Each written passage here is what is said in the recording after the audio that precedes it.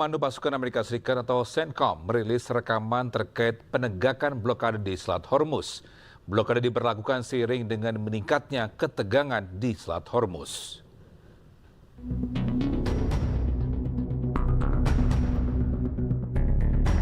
Militer AS telah merilis rekaman yang menunjukkan penegakan blokade maritimnya terhadap Iran.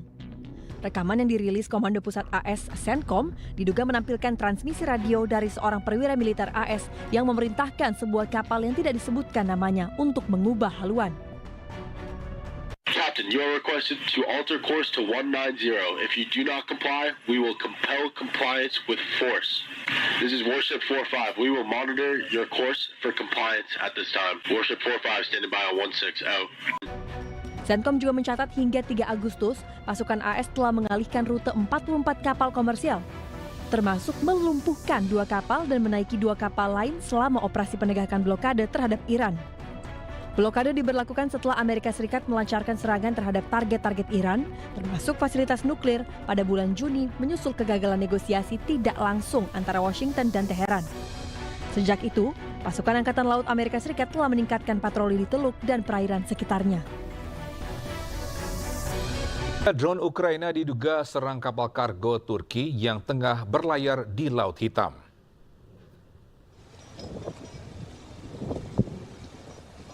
Ya, serangan terjadi pada hari Senin saat kapal Roro Nadeza ini tengah berada 20 mil laut dari pelabuhan Dvorsik, Rusia menuju Samsun.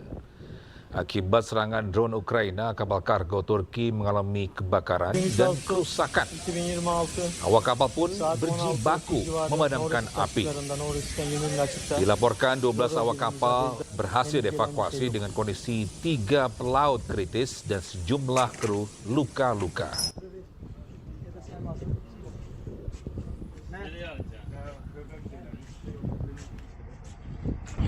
Ya, usai menyerang kapal Iran, Ukraina meminta maaf. Ukraina tegaskan mereka salah sasaran, sementara Iran akan terus menyelidiki kasus ini. تماس گرفتن که نه این اشتباه بوده ما اشتباه کردیم. اونم ما داریم البته بررسی میکنیم.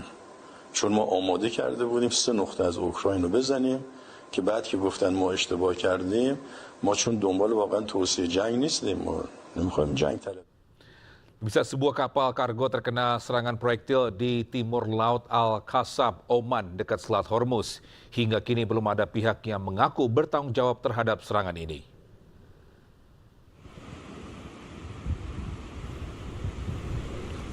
Asap tebal mengepul dari kapal kargo yang terkena serangan proyektil. Menurut laporan United Kingdom Maritime Trade Operations, kapal ini terkena proyektil pada jam 2 pagi waktu setempat.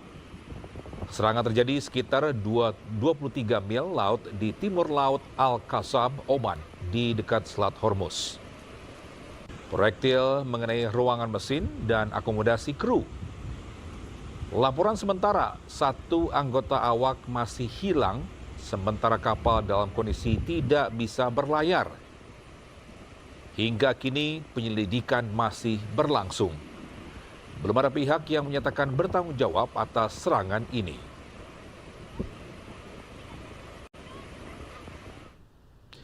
Pemirsa, serangan ke kapal di sekitar Selat Hormuz menunjukkan kondisi di selat tersebut masih panas. Namun negosiasi antara Oman dan Iran masih terus berlangsung.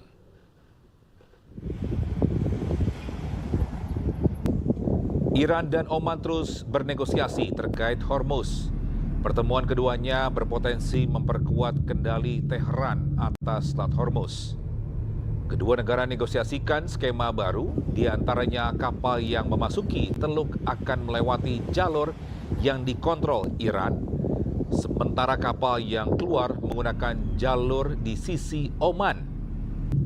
Biaya jasa akan dibagi rata antara kedua negara.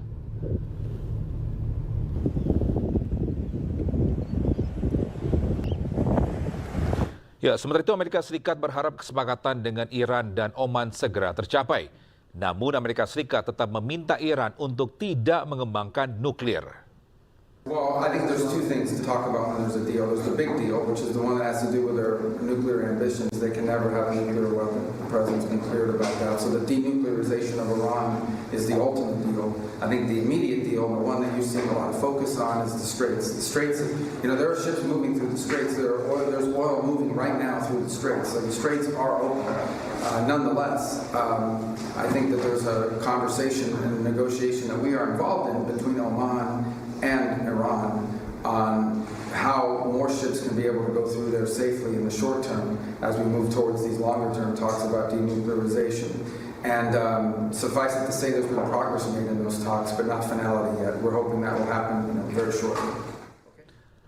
Pemirsa, ribuan warga Iran pawai di Tehran memperingati Imam Hussein Arbaen dengan membawa simbol-simbol keagamaan dan pesan-pesan dukungan untuk kepimpinan negara di tengah permusuhan yang kembali memanas dengan Amerika Serikat.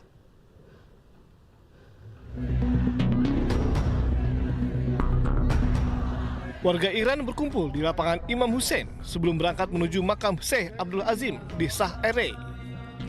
Brigadir Jenderal Hasan Sadeh, Komandan Korps Muhammad Rasulullah IRGC mengatakan, peringatan tahun ini menunjukkan kohesi dan persatuan di Iran, Irak, dan di tempat lain. امسال حرکت متفاوتی شد در پیوستگی این حرکت اربعین چه در عراق چه در ایران و جاهای دیگه پیوستگی او مراسم قربت و با عظمت و پرشکوه در واقع ودا و تشییع پیکر امام شهید قرار گرفت. در واقع مردم این روزها هم در عراق هم در ایران هم در قم هم در تهران هم در مشهد به خونخواهی سید الشهدا برخاستند. به خونخواهی فرزند سید الشهدا یعنی امام خمینی شهید برخاستند. آنچه که امروز دنیا داره دریافت میکنه یک انسجام و یک پارچگی تمام عیار. Pada peringatan ini, warga Tehran menyatakan dukungan kepada kepemimpinan dan pemerintah Iran. توجه اتفاقاتی که امسال افتاد و مردم ما بیشتر از 150 چند شب میدانداری کردن گفتن که الان حضور مردم تو خود کشور واجب‌تره که ما سعی کردیم که همپای بزرگانمون وایسیم. خیلی محکم و استوار پشت رهبرمون ایستادیم و از مرزها و حکومتمون از مرزهای کشورمون خیلی تا پای جونمون دفاع میکنیم تحت هر شرایطی که باشه.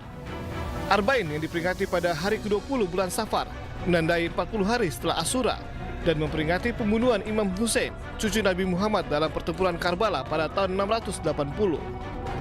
Prosesi tersebut berlangsung di tengah meningkatnya kembali pertempuran antara Amerika Serikat dan Iran. Bisa Presiden Iran Masoud Pezeshkian ini membantah isu dirinya akan mundur dari jabatannya. Pezeshkian juga meminta rakyat Iran untuk tidak termakan isu dan terpecah belah.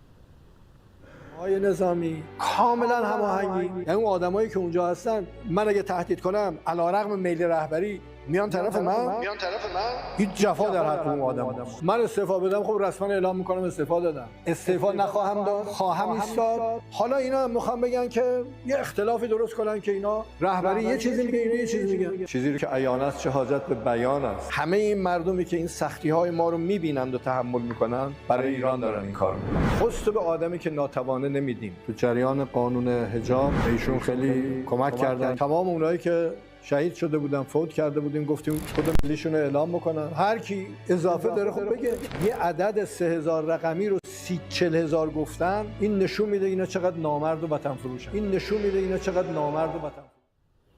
Kita ke informasi selanjutnya, bisa pasukan Israel kembali berulah. Mereka mencegat sebuah ambulans Palestina yang sedang membawa pasien kritis ke rumah sakit di tepi barat.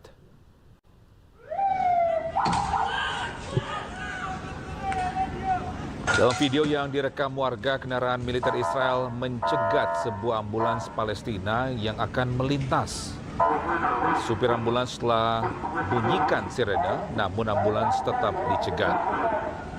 Diketahui ambulans sedang membawa pasien kritis menuju rumah sakit di tepi barat. Insiden ini terjadi ketika pasukan Israel terus memperketat pembatasan pergerakan warga Palestina di tepi barat. Militer Israel sendiri telah menutup sejumlah pos pemeriksaan di Ramallah, Nablus, Hebron, hingga Yerusalem Timur. Israel sendiri belum beri tanggapan terkait peristiwa ini.